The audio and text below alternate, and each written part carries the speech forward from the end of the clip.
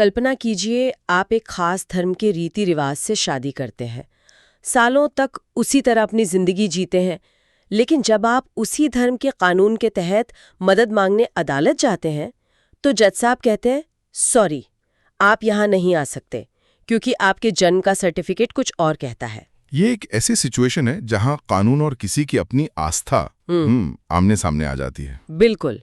और ये एक बड़ा सवाल खड़ा करती है कि आपकी धार्मिक पहचान तय कौन करता है, आपका जन्म, कोई कागजी प्रक्रिया या फिर आपका रोजमर्रा का जीवन जीने का तरीका। और ये सिर्फ कोई किताबी बहस नहीं है, इसका सीधा असर लोगों की शादियों पर, तलाक पर और यहाँ तक कि विरासत के हक पर भी पड़ता है। तो चलिए आज इसी उलझे हुए सवाल को सुलझाते हैं। हमारे पास मद्रास हाईकोर्ट का एक बहुत ही हालिया और दिलचस्प फैसला है जिसकी हम गहराइयों में उतरेंगे। जी, केस का नाम है के कृष्णप्रियन और आयशा सिद्दीका बनाम अधीनस्थ न्यायालय अम्बत्तूर। और हमारा मिशन ये समझना है कि ये जो आचरण द्वारा धर्म परिवर्तन या कन्वर्जन बाय कंडक्ट का आइडिया है, इसका असल में मतलब क्या है और खास तौर पे हिंदू मैरिज एक्ट 1955 के लिए इसके क्या मायने हैं। चलिए शुरू करते हैं। ठीक है, तो कहानी शुरू कहाँ से होती है।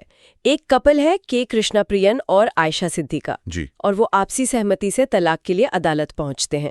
मामला मतलब पहली नजर में तो काफी सीधा साधा लगना चाहिए। बिल्कुल, वो हिंदू मैरिज एक्ट 1955 के सेक्शन 13B के तहत अर्जी देते हैं, जो म्यूचुअल कॉन्सेंट डिवोर्स यानी आपसी सहमति से तलाक का रास्ता है। अच्छा, ये उन जोड़ों के लिए है जो 1 साल या ज्यादा वक्त से अलग रह रहे हैं और उन्हें लगता है कि अब साथ रहना मुमकिन नहीं है। हाँ बिल्कुल, लेकिन जैसा आपने कहा, यही कहानी में एक ट्विस्ट आता है। और वो ट्विस्ट ये था कि पत्नी आयशा सिद्दीका जन्म से मुस्लिम थी।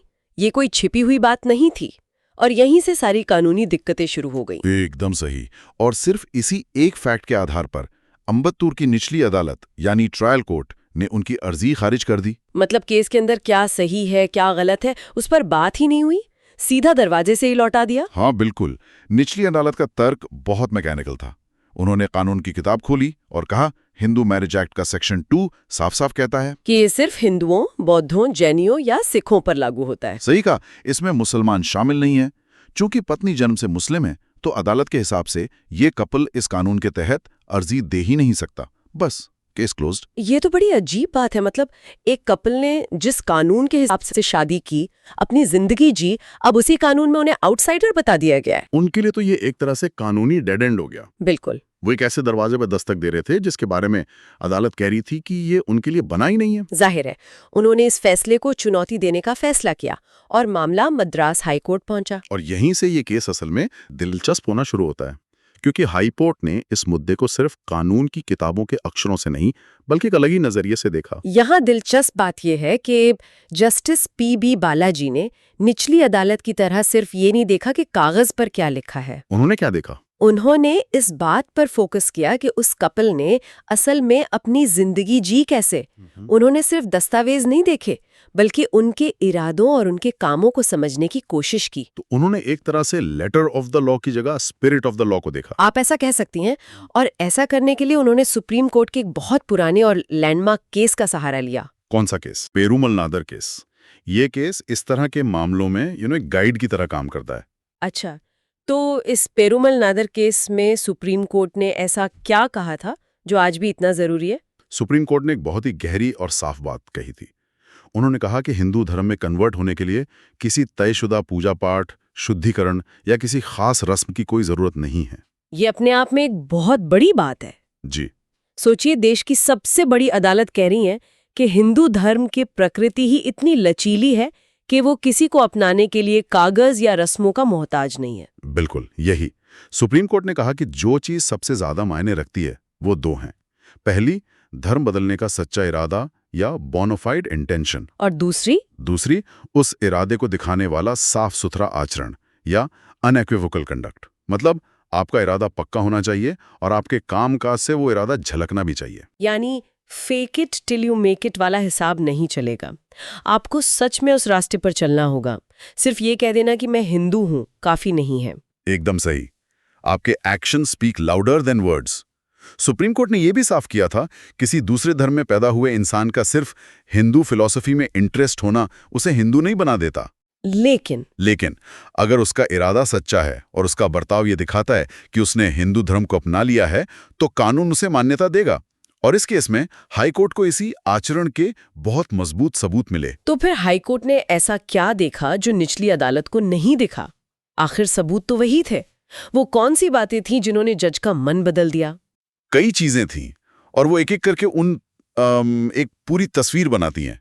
सबसे पहली और सबसे बड़ी बात थी उनकी शादी। कहाँ हुई थी उनकी शादी? उनकी शादी चेन्नई के एक हिंदू मंदिर बालमुरुगन मंदिर में हुई थी। अच्छा। और ये कोई चोरी छिपे या जल्दबाजी में नहीं हुई थी, पूरे हिंदू रीति रिवाज और रस्मों के साथ हुई थी। उन्होंने अदालत में इसकी तस्वीरें और मंदिर से मिला एक कंफर्मेशन लेटर भी पेश किया था। अच्छा, तो ये एक पब्लिक एक्ट था? ये उनके रिश्ते की शुरुआत से ही उनके इरादे को दिखा रहा है? बिल्कुल। लेकिन कोई ये भी तो कह सकता है कि हो सकता है पत्नी ने सिर्फ पति की खातिर रस्मों में हिस्सा ले लिया हो। ये एक वाजिब सवाल है और इसीलिए अदालत ने सिर्फ शादी को नहीं देखा। दूसरा पॉइंट यह था कि पत्नी ने खुद इन सभी रस्मों में एक्टिव पार्टिसिपेशन दिखाया था। वो सिर्फ एक मूक दर्शक नहीं थी। नहीं, बिल्कुल नहीं। उन्होंने वो सब कुछ किया जो एक हिंदू दुल्हन करती है। ठीक है, तो पहला सबूत हुआ हिंदू रीति रिवाज से शादी। दूसरा, उसमें पत्नी की सक्रिय भागीदारी।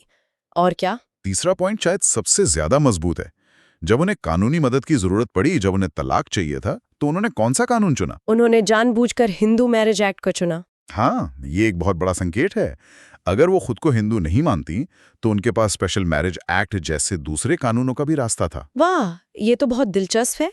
मतलब उन्होंने अपने एक्शन से दिखाया कि वो खुद को इसी कानूनी दायरे का हिस्सा मानती हैं। ये तो एक तरह का सेल्फ डिक्लेरेशन हो गया, शब्दों से नहीं बल्कि एक्शन से। बिल्कुल। ये तीनों चीजें मिलकर, हिंदू रीति रिवाज से शादी, उसमें सक्रिय भागीदारी और फिर कानूनी मदद के लिए हिंदू कानून का ही सहारा लेना, ये सब मिलकर उनके हिंदू धर्म अपनाने के इरादे को बहुत साफ कर देते हैं। एक सवाल मेरे दिमाग में आ रहा है और शायद कई सुनने वालों के भी मन में होगा। पत्नी ने अपना मूल मुस्लिम नाम आयशा सिद्दीका नहीं बदला था। अक्सर हम देखते हैं कि धर्म बदलने के साथ लोग नाम भी बदल लेते हैं। क्या अदालत ने इस बात पर गौर नहीं किया? ये तो उनके तर्क को कमजोर कर सकता था। ये बहुत जरूरी सवाल है और हाँ, अदालत ने इस पर ध्यान दिया, लेकिन उनका नजरिया बहुत ही मॉडर्न और प्रैक्टिकल था। जस्टिस बालाजी ने साफ कहा कि सिर्फ इसलिए कि पत्नी ने अपना मूल नाम नहीं बदला, इस बात को तूल देने की कोई जरूरत नहीं है। मतलब नाम से ज्यादा काम को अहमियत दी गई। एकदम। अदालत ने कहा कि किसी व्यक्ति का आचरण, उसके काम और उसके इरादे उसके नाम से कहीं ज्यादा वजनदार सबूत हैं। सही बात है। नाम बदलना एक निजी फैसला हो सकता है, लेकिन ये धर्म परिवर्तन की कानूनी वैधता के लिए कोई शर्त नहीं है। ये बात सोचने वाली है। आज के ज़माने में जहाँ पहचान को लेकर इतनी बहस होती है, जहाँ नाम और सरनेम इतने मायने रखते हैं, वहाँ अदालत कह रही है कि आपकी असलियत आपके काम में है, आपके नाम में नहीं। बिल्कुल। अदालत का यही नजरिया था कि भले ही पत्नी जन्म से मुस्लिम थी, लेकिन उनके कामों ने साफ तौर पर दिखा दिया था कि उन्होंने हिंदू धर्म को अपना लिया है। इसलिए सिर्फ किसी रस्म या नाम बदलने की फॉर्मेलिटी पूरी न होने को उनकी तलाक की अर्जी खारिज करने का आधार नहीं बनाया जा सकता। एकदम सही। तो इन सभी तर्कों और सबूतों को देखने के बाद आखिर में फैसला क्या हुआ? What was the final verdict? High court ने निचली अदालत के उस फैसले को रद्द कर दिया जिसमें उन्होंने अर्जी खारिज की थी। तो मतलब उन्होंने उन्हें तलाक दे दिया? नहीं, ये समझना जरूरी है। हाई कोर्ट ने केस के मेरिट पर फैसला नहीं सुनाया, यानी उन्होंने ये तय नहीं किया कि तलाक होना चाहिए या नहीं। अच्छा। उन्होंने सिर्फ ये तय किया कि निचली अदालत को केस सुनना पड़ेगा। मामला वापस अम्बत्तूर की उसी अदालत में भेज दिया गया, लेकिन इस बार एक साफ निर्देश के साथ। और वो निर्देश क्या था? निर्देश ये था कि अब आप इस केस को इस आधार पर खारिज नहीं कर सकते कि पत्नी जन्म से मुस्लिम है। अब आपको केस के गुण दोष पर यानी मेरिट पर फैसला करना होगा। आपको ये देखना होगा कि क्या उनके तलाक मांगने के कारण जायज हैं या नहीं। बिल्कुल। और हाईकोर्ट ने यह भी कहा कि यह फैसला 4 हफ्तों के अंदर हो जाना चाहिए ताकि कपल को और इंतजार ना करना पड़े। तो एक तरह से हाईकोर्ट ने निचली अदालत को उनकी गलती सुधरने और कानून को ज्यादा प्रैक्टिकल तरीके से देखने का निर्देश दिया। जी। अगर हम इसे बड़ी तस्वीर में देखें तो इस एक फैसले का मतलब क्या है? ये सिर्फ इस एक कपल के बारे में है या इसका असर और भी दूर तक जाएगा? इसका असर बहुत दूर तक जाएगा। अगर हम इसे बड़ी तस्वीर से जोड़कर देखें तो ये फैसला इस विचार को मजबूत करता है कि कानून को महज औपचारिकताओं के बजाय किसी व्यक्ति के असली इरादे और व्यवहार को प्राथमिकता देनी चाहिए। मतलब कानून को लोगों के लिए होना चाहिए, न कि लोगों को कानून के नियमों में फिट होने के लिए अपनी जिंदगी बदलनी पड़े। बिल्कुल। और ये फैसला हिंदू मैरिज एक्ट के दायरे को उन लोगों तक भी बढ़ाता है जो शायद औपचारिक रूप से धर्म ना बदलें, लेकिन अपनी पूरी जिंदगी हिंदू रीति रिवाजों और विश्वासों के हिसाब से जीते हैं। तो आज हमने देखा कि कैसे मद्रास हाईकोर्ट के एक फैसले ने ये साफ कर दिया कि धर्म बदलने के लिए सिर्फ पूजा पाठ या रस्में ही नहीं, बल्कि किसी इंसान का सच्चा इरादा और उसका रोजमर्रा का बर्ताव भी कानूनी तौर पर मायने रखता है। और शायद ज्यादा मायने रखता है। हाँ, ये फैसला कानूनी प्रक्रियाओं में एक मानवीय और व्यवहारिक नजरिए के महत्व को दिखाता है। एक ऐसा नजरिया जो सिर्फ दस्तावेजों से आगे जाकर किसी इंसान की जिंदगी की सच्चाई को देखता है। और ये हमारे सुनने वालों के लिए एक बड़ा सवाल छोड़ जाता है। एक ऐसा सवाल जो आज के दौर में बहुत जरूरी है। जरा सोचिए, अगर कानून शादी और तलाक जैसे निजी मामलों में आचरण और इरादे को इतनी अहमियत दे रहा है, तो पहचान से जुड़े दूसरे कानूनी दायरों जैसे नागरिकता या विरासत के कानूनों पर इसका भविष्य में क्या असर पड़ सकता है? क्या हम एक ऐसे भविष्य की ओर बढ़ रहे हैं जहां आपकी घोषित पहचान यानी डिक्लेयर्ड आइडेंटिटी और आपके आचरण से जाहिर पहचान यानी डेमोन्स्ट्रेटेड आइडेंटिटी के बीच की लकीर और भी धुंधली हो जाएगी?